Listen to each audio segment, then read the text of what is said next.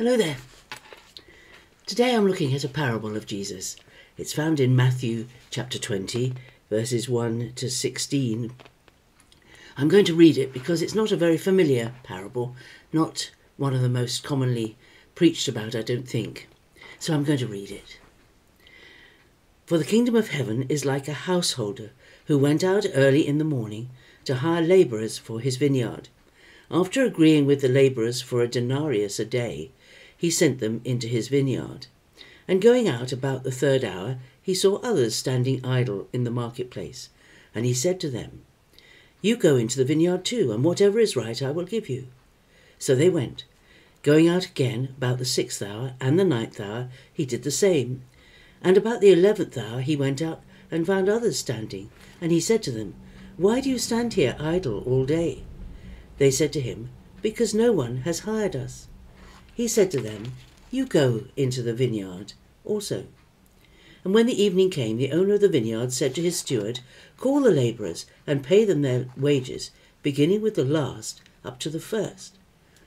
And when those hired about the 11th hour came, each of them received a denarius.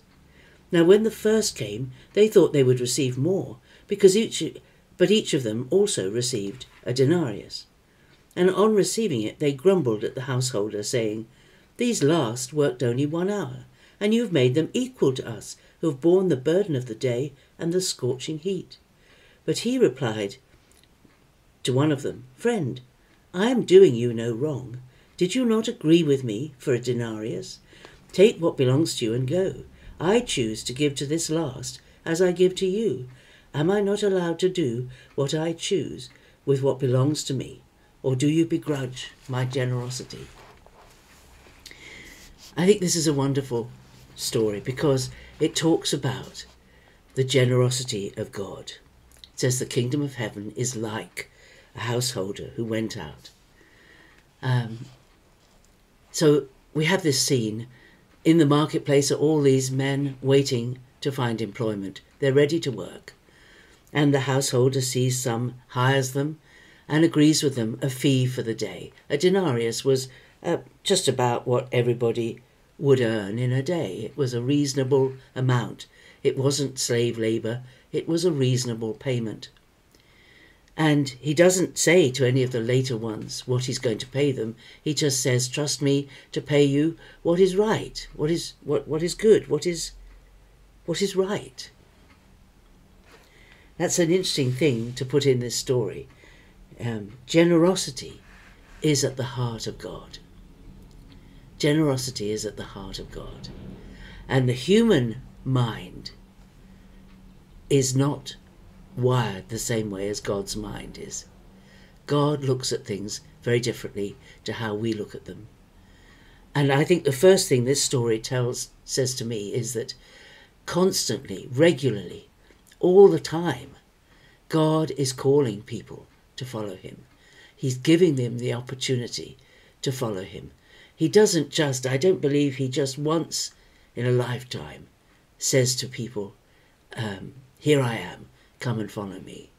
But constantly he's calling the next people to follow him. And there are people who come to faith very young in life, and there are people who come to faith on their deathbed.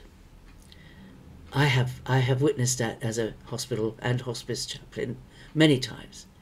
I have witnessed people coming to faith in the last days or hours of their life. And there is as much rejoicing over them coming to faith as there is over a child coming to faith who is going to live their life for Jesus for 80 or 90 years. And the wages for the one who comes to faith and the last moment and for the one who came to faith early is the same. Now, our idea of fairness is that that's not fair.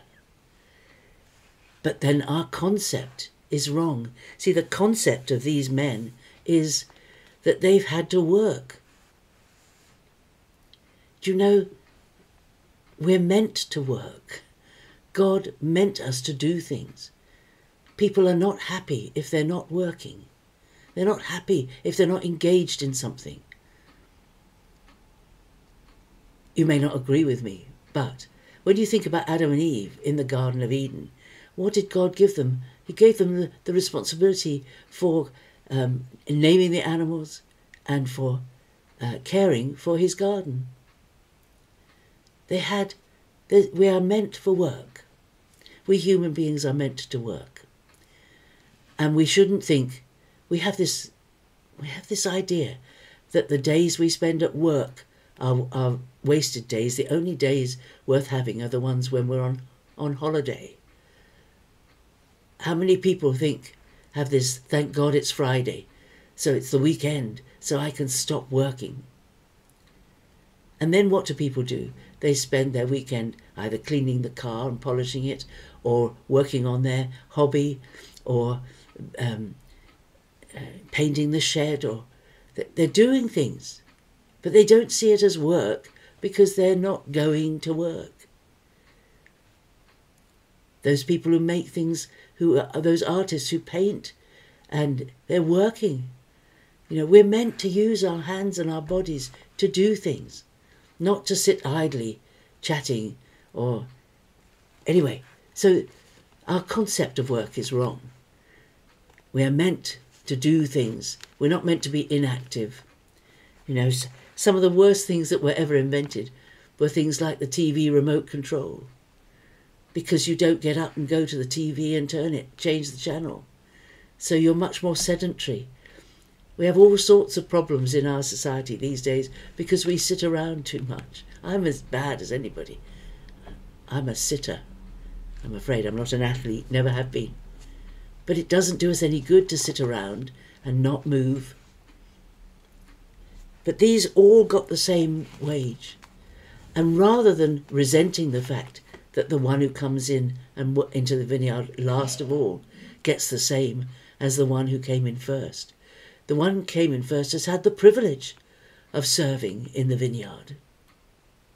If we've been called to faith when we were young, we've had the joy and privilege of serving God all our lives, and we have learnt enormous lessons. We've gained so much from being in the kingdom. The invitation is there, whatever stage of life you are at. Join the work of the kingdom. Join in and reap the benefits. It's never too late to decide to follow Jesus. Never too late.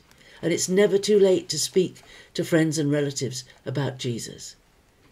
Speak, because how can they believe if they don't hear? If they're not reminded of God's love for them. So that's the parable of the householder, Matthew chapter 20. Read it again if you will, and thank God for the day that he reached into your life and called you to follow him and work in his vineyard. Have a great day. Bye-bye.